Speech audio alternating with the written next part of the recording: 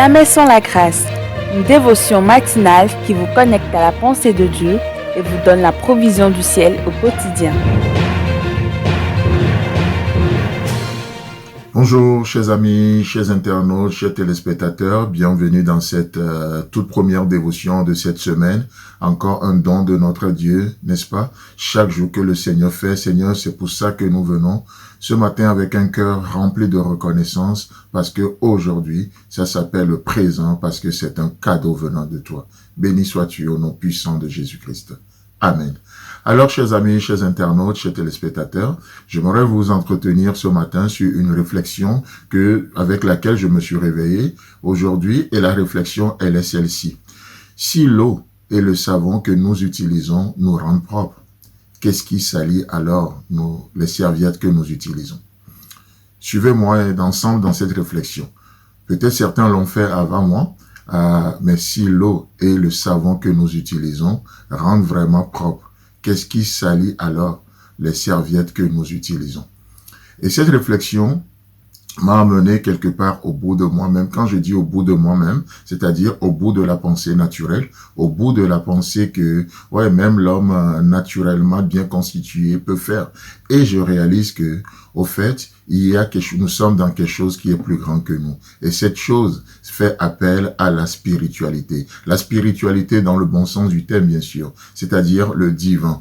Ce n'est qu'en Dieu que nous pouvons trouver la réponse à ces réflexions qui nous amènent au bout de nous-mêmes. Et vous savez, tant que nous n'arrivons pas au bout de nous-mêmes, nous ne pouvons pas réaliser combien Dieu est grand, combien non seulement il est grand, mais combien il est merveilleux, combien il nous attend, il nous tend les mains encore aujourd'hui.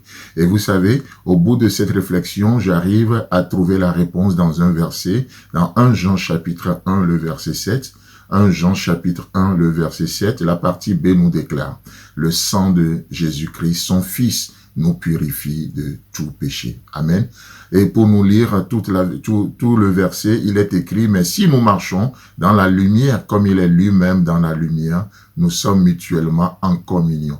Et le résultat de cette communion avec Dieu, c'est « et le sang de son Fils Jésus nous purifie de tout péché ». Chers amis, chers internautes, chers téléspectateurs, vous savez, beaucoup sont désolés devant leurs serviettes sales. Et ils essaient de trouver un bouc émissaire pour leurs serviettes sales, c'est-à-dire juste les conséquences de leur péché. Et qu'est-ce qu'ils font? Ils essaient de trouver un bouc émissaire en accusant tel ou tel. Non, c'est la société, c'est la faute à telle personne, c'est la faute à la famille, et on trouve tellement de boucs émissaires.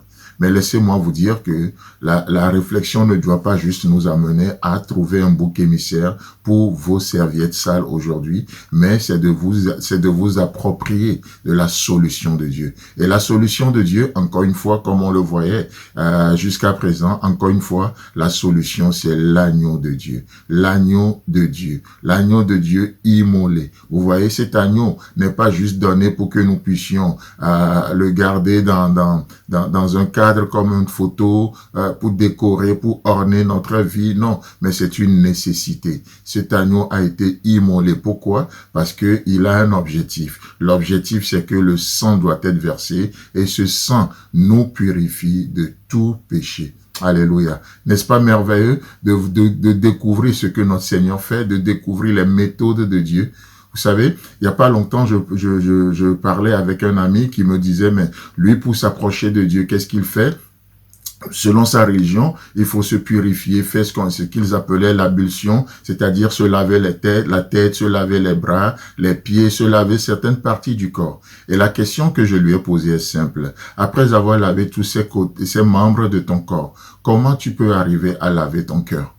Comment tu peux arriver à laver ton cœur? Parce que s'approcher de Dieu, la Bible dit que les vrais adorateurs adoreront le Père en esprit et en vérité. Donc, il est question du cœur. Peut-être vous m'écoutez ce matin. Comment pouvez-vous laver votre cœur?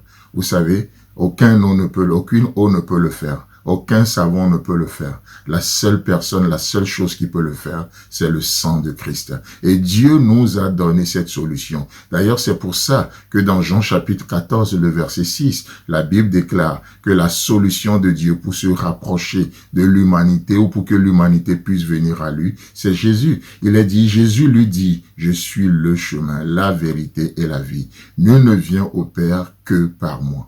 Amis auditeurs, amis téléspectateurs, téléspectatrices, ce matin, Jésus-Christ nous propose le chemin. Pour ne pas dire, il se propose à nous. Il est le chemin. Nous n'avons pas besoin d'une chose, mais nous avons besoin d'une personne, la personne de Jésus. Seul lui peut purifier nos cœurs, nos membres et nous purifier entièrement. Alors que Dieu vous bénisse. Si vous avez aimé cette émission, parlez-en à vos amis. Parlez-leur du message de la grâce et de ce qu'il fait dans vos vies.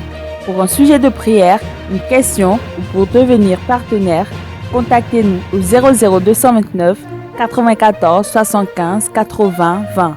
Que Dieu vous bénisse et à la prochaine. En attendant, pensez avec Dieu.